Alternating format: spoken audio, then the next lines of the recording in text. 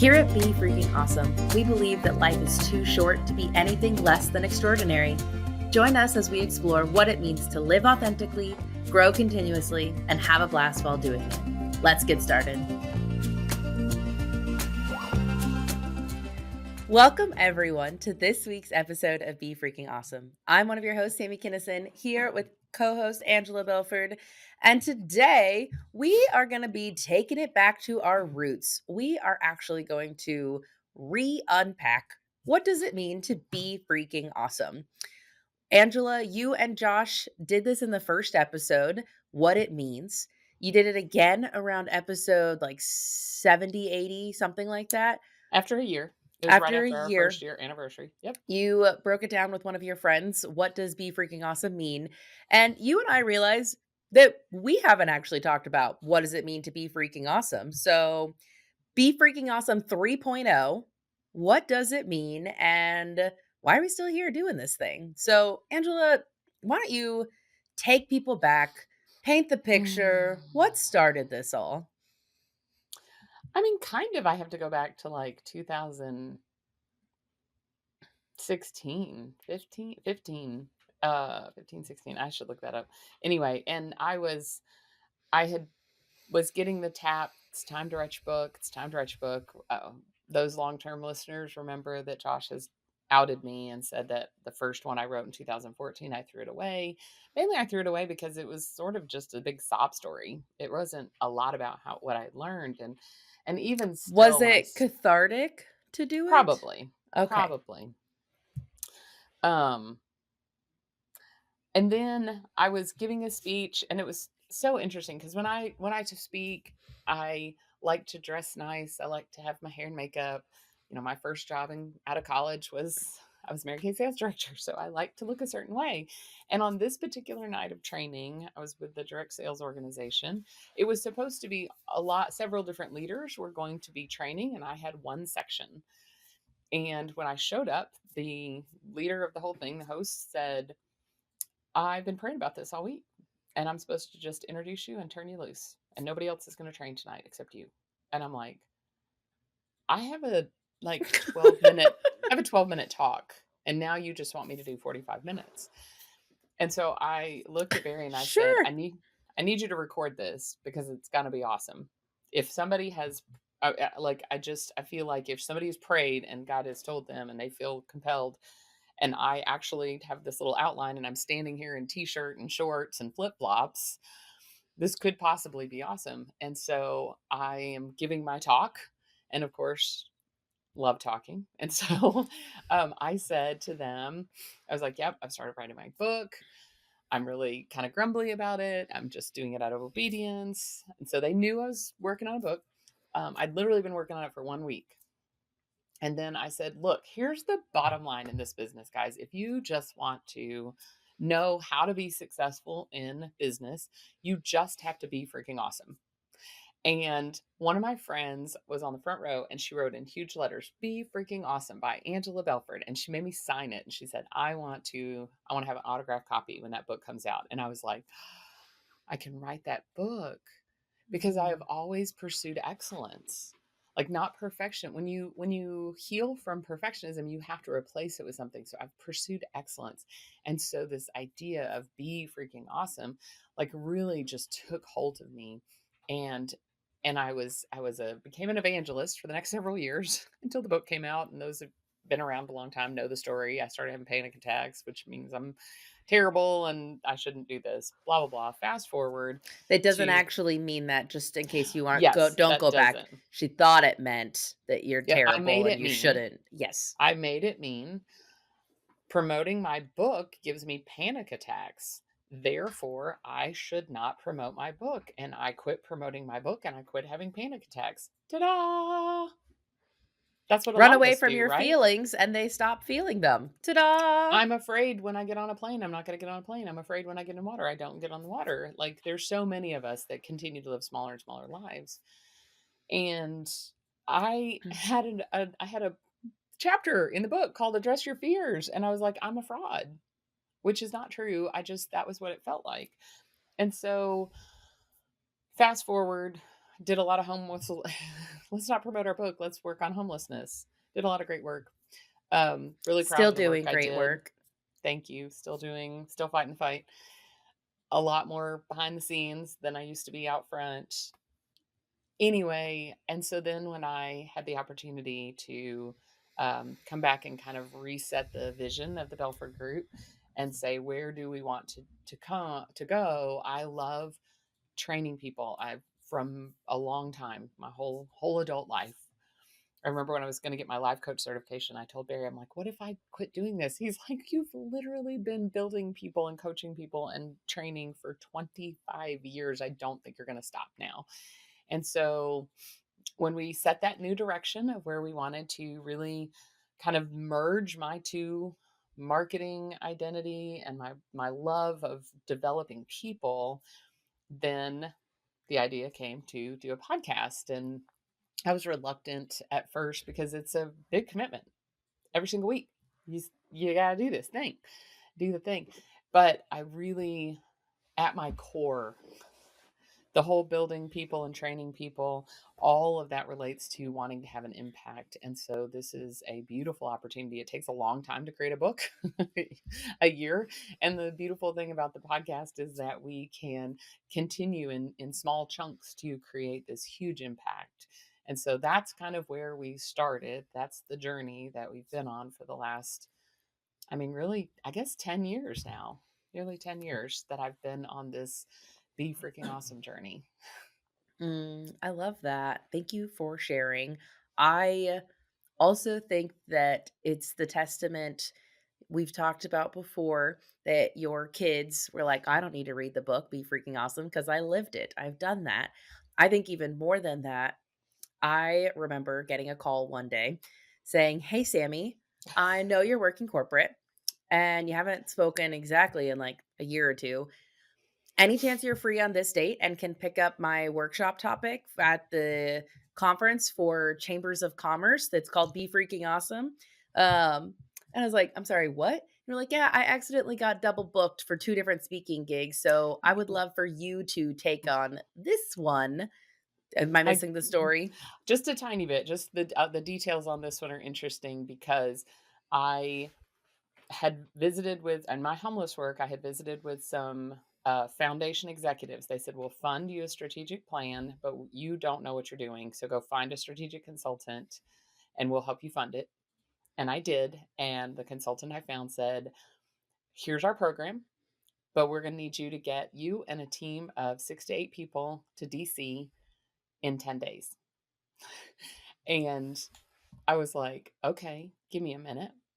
Mhm. And I made a couple of calls, and it was a $30,000 program, which back in 2017 was a lot of money. Still a lot It of money. still is. But and the flights and the thing and I get to get 6 to 8 people that aren't already working together themselves in DC.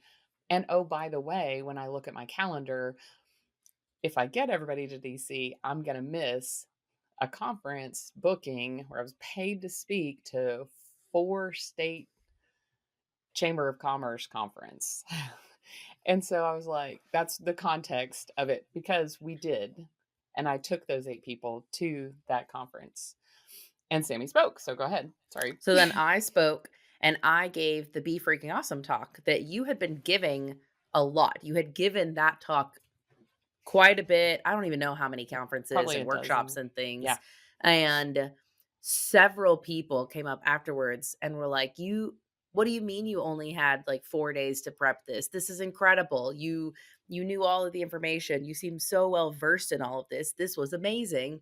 And I think even that I was able to pick up and make it my own while also like the framework and the concepts about how to be freaking awesome, they're ingrained in how I was brought up and how I live that I pretty frequently take it for granted and am reminded at times when somebody's like, "Yeah, the thought of going to therapy, I'd rather go fight a bear in a woods than go to therapy." And I'm like, "What?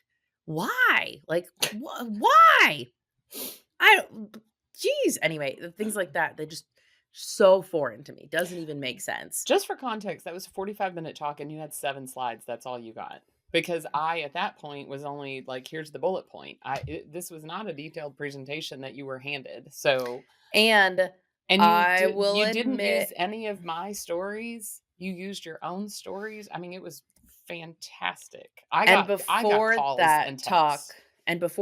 I hadn't fully read the book, I had skimmed it, but when the accusation that we haven't read the book, no, I read the book for that presentation so that I could make sure that I was following the right model and such, Mhm. but Well, and there was so much of things that you were like, "Oh, what point are you trying to make with this point?" Like, "What right. did you say about it?" Because anyway, but yes. So we had good alignment. You were able to skim a book and go, "Oh, okay, yep, she taught us that." Yep. Which, growing up in the 80s, in the time of, like, televangelists that continued to fall from grace and didn't live out their life, and even many gurus throughout time who, like, preached and taught this big thing and didn't live it in their own life, it is so affirming to me, and one of the best compliments for my kids to be like, "You mean everybody's not raised like this?" Right. So, thank you. So for me though, being freaking awesome is such a unique definition because what it looks like for you, Angela, to live a freaking awesome life is different than what it looks like for me, Sammy, to live a freaking awesome life, than what it looks like for Joe, Sally, and Susie to live a freaking awesome life. So I sometimes people will be like, "Oh, well, what does it even mean?" And I'm like, "But each person, a freaking awesome life means something totally different." It is I'm finding more and more it is hard for people to define what do you want out of life. This is not a question that you have to sit around and think about. Honestly, it's a choice to decide what do you want because you can just follow this is what's expected, this is what I do because this is what we do. That's that's fine. That is an option. And when you get to a certain point where you're like, "Man, life sucks and work sucks and all of these things are awful. Is what it is. Sky's blue. What can you do?" Good quote. The it then you start to wonder, well, how can I make a difference? Or if you do start to get to that point to be like, there's got to be something more. There always is. There is something more out there, and you can find your freaking awesome life. And so that's one of the things that I like about it is that it can be so personal and individual. Well, and I had an argument, and it was a legitimate argument with a friend of mine who is very experienced helping authors launch their talks, launch their programs, launch their everything. And she totally disagreed with my framework that I said the very first step is a decision. And she goes, "No, people don't even know what they're deciding yet." And I said, "Mm-mm-mm. The first decision you have to make is to look at your life critically Mhm. and decide and figure out, what do I like? What do I don't like?" Like, the very first step is to decide you're willing to look at your life. And because I mean, it's a little bit like, do you want the red pill or the blue pill? To Mhm. use the metaphor from the famous movie that I just drew a blank, The Matrix. The Matrix, right? And it's like, are you willing to take the blue pill and look at your life critically? And then people think it's about the freaking awesome. Freaking awesome jumps over the starting point, which is why I love on our t-shirts that I have B is horizontal and easy to read, because the next thing you have to do is you have to decide. After you decide that you're willing to look at it, we have to remember that we're human beings, not human doings. And so, like, there's almost an element where it's like, how do you want to be in the world? This is why I dog on SMART goals so much, because I'm like, no, no, no. How are you being? And how do you want to be being? What kind of human being do you want to be? Because so often when we're like, what do you want? People think it has to do with material possessions, your career, your all of those things, but it's like I want to be peaceful. I want to be joyful. I want to be optimistic. And I want to be wholehearted and well-rounded. And being wholehearted and well-rounded means that I can't ignore grief. I can't ignore and pretend like the negative things aren't happening, and I have to acknowledge the hard stuff. And when those feelings come up, I have to allow them to come up, and I have to let them bubble up, and I have to express them. Cry, rage, yell, and then after I express those, then I get to move into the next state of choosing joy despite the circumstances, choosing peace despite the circumstances. I love this Viktor Frankl quote that says, and Viktor Frankl, if you haven't ever read Man's Search for Meaning, he was a psychotherapist that spent the entire time in the concentration camps. He was Jewish, and and then he came out, and at that point Germany had, like, I want to say it's like a 50% suicide rate, and he was tasked with solving that. How do we solve this? And he said everything can be taken away from man, but one thing, the last of the human freedoms, is to choose one's attitude in any given set of circumstances, to choose one's own way. And so I think that's definitely what we're talking about when we say design your life. How do you want to be? Do you want to be Mhm. friendly and joyful and playful and choose hope despite the circumstances, or the alternative? And I think that I would argue there is always something that you can do to change your circumstances. Even if you don't have money, even if you don't have time, even if you don't have relationships and connections, there's always some way that you can make incremental steps towards change. Whether that is how you approach things with a positive attitude or a friendly smile, or whether that's the big things like deciding, I'm not going to stay in this job where I don't get treated well and I'm going to start to go search for new jobs.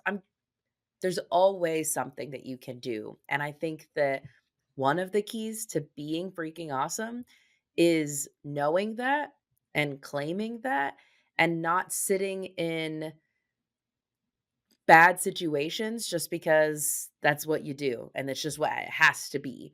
There are times in our life where we have seasons that are really hard. And that doesn't mean you have to like run away from a hard season or you can't handle that. And maybe I have the attitude, you know what, this too shall pass. This is Mhm. not always going to be this way. And I'm going to do what I can to get through this season, to cope, to survive, to make sure that I try to take care of myself as well as I can, because I know this is going to end sometime. And then I can maybe refocus on my bigger, grander goals. But right now I'm gonna hunker down. That's okay. Knowing those seasons, knowing those things really can make a big difference, and just clinging to the hope that there is something more for you. If you don't have that hope or that belief that there is something more, borrow ours. We believe in you and we believe in your future and we believe in the opportunity that your life can be everything that you want it to be. And if you don't believe in that, borrow our belief for a little bit and say, well, you know what? Sammy and Angela believe in me. So, and they believe in my future. Maybe I'll ride that for a moment until I have it on my own. But we are here to try help spread some of that and share the things that we learn on our journey of why things suck sometimes, why things are amazing sometimes, what we learn, what are the different facets of life that impact our journey, whether it's grief processing, whether it's improv, whether it's friendships, all of the things that we try to address within our podcast is for the sake of saying, is this something that you might need to be a little bit more freaking awesome? Is this an idea that you need? Is this an encouragement that you're doing it great? Keep up the good work. We are here to try help open up and spread those ideas and help give you just a little bit of hope that things can be a little bit more freaking awesome in your life. Yeah, and I want to kind of dial in on the idea of awesome, because awesome really means to cultivate awe. It is something that is like awe and wonder, AWE. And things can be awful or things can be awesome, right? And it's funny because I got asked by somebody, why did you use the word freaking in your book? Especially in my faith community, that that is just a substitute for a way worse word. And I would say that the word freaking for me, it actually Im- immortalizes the messy middle, right? Because we all want to just be awesome and it's done. And we want to know that the story ends great and whatever. And there's times when it's not, the circumstances are not freaking awesome. And some of us have a potty mouth. And sometimes when things are real hard, there are words that come out of our mouth that are like, I'm just so overwhelmed that I don't even have the vocabulary. And so terrible words come out of our mouth. It takes a lot of self control. And sometimes we've burned up our self control. And so even the idea of freaking representing the messy middle and awesome representing the idea of cultivating awe and choosing awe and wonder, it really is such a fantastic life philosophy. And I would say even before I knew the phrase and lived by the phrase, I would say that I already lived that phrase, because when I was growing up, I lived in four families and I knew that every family was making up the rules. Anybody that's been through a divorce and their parents were in a divorce, and one dad had one set of rules, mom had the other set of rules, right? We know that people are just making up the rules. So you get to make up the rules for how your life works as well. And I think that not a lot of people realize that. I think that there are times where we think this is the way things are, this is the way the world works. Yes and no. It's not the way the world works. The way the world works in the way that you want it to, and the way that you make a difference to change. And even if you aren't able to fully actualize and realize the change that you want in this lifetime, you can make a difference so that your kids might be a little bit closer to that world that you want to live in, and your grandkids might be a little bit closer to that world you want to live in, and all of those things. I would say also the choosing change, early in the when we bought the business that we now have been running for almost 26 years, we I sold software to the law enforcement community. You cannot have There are very few more male dominated situations, especially back in 1990 and 2000, than law enforcement and IT. And And you there did were both. I let's go hard, right? I didn't mean to. The previous owner had actually started that, and so I just picked up the mantle. I would not have probably chosen such a hard path. However, I was like, "Yep, I work in the good old boy system. Where are the cracks? It's so interesting because like when I travel to like Barcelona, especially in some other places in Europe, they have these fantastic little alleyways, and you go and it's like you'll have this giant building and then there'll be just this little alleyway or this little courtyard tucked in. New Orleans is fantastic. You find these little courtyards, these little side paths. And that is kind of how I run through life, is I'm always looking for the little alleyway that it's like, okay, this road is blocked. Ooh, I'm gonna go wiggle in here and wiggle in here and wiggle, and I might have to turn sideways and wiggle a little. Maybe get a Um, tiny bit claustrophobic, I'm but very claustrophobic, yeah. And you know what's funny is that over time, my competitors in that software world were like, "You can get indoors that we cannot," and I'm like, "Yes," because I guarantee you, I always dressed, I always had makeup, I always was the most fun person in the room. Interestingly, had a situation happen where I had someone say, "Oh, clearly you're not selling anything today. You didn't wear your red suit." And the red suit had, a little bit of a V-neck. And after that, I stopped wearing V-neck for a long, long time because I was like, "Nope." not sending that message. So I learned that was one of the rules. They actually wanted me, and I'm like, no, that is hard to stop. Not willing to go there, not willing to compromise who I am. And so flirt like a crazy person. Charming, friendly, all of those things, willing to find the rules, find the loopholes, and work them to my advantage. I think that that is a lot of how you live a lot of your life, from sweet talking your way through border patrol to uh rising business in the area. Mhm. So the reason that you started the podcast is not always, sorry. So they say what got you here won't always get you there. The reason you started the podcast may not be the reason that you keep going. So why do you keep going? Why are we going into our third year? Got our sights set on 200 episodes and bigger growth. What are you still Yeah. doing here?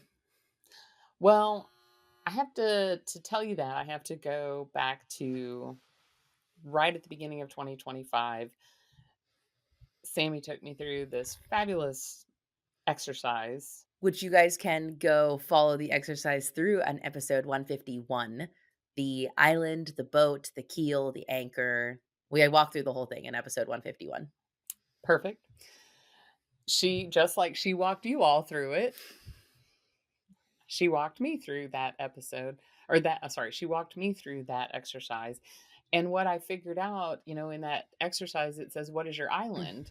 Where are you aiming for?" And you can't really put money. I mean, you can, but it's not really. It's just it doesn't. It's not the motivator. Yes, I have to have a minimum amount to be able to, pay my mortgage and eat, and I have a really awesome, hugely travel need, so I have needs. I get cranky, so you can say, "Oh, She those does are get wants." I cranky. get super cranky. So, I have those things, and I definitely need money. So, for me, what will wake me up early in the morning, we identified 3 things on our island, and specifically they really resonate for me. One is to make an impact. Two is to do fun and interesting work. And three is to be able to have a well rounded life. And when I view the podcast through that lens, then it already hits two of the three because it creates really fun and interesting work in figuring out who our guests are going to be and researching what topics we're going to have, how we're going to express this, how we're going to get it out there, and then to be impact, then to think about how do we reach more people, how do we, you know, share these ideas even further and even deeper. And so for me, that's why I keep going, is because I love the idea that somebody can hear something on the podcast and all of a sudden be like, "Oh, I didn't realize I had abandonment issues.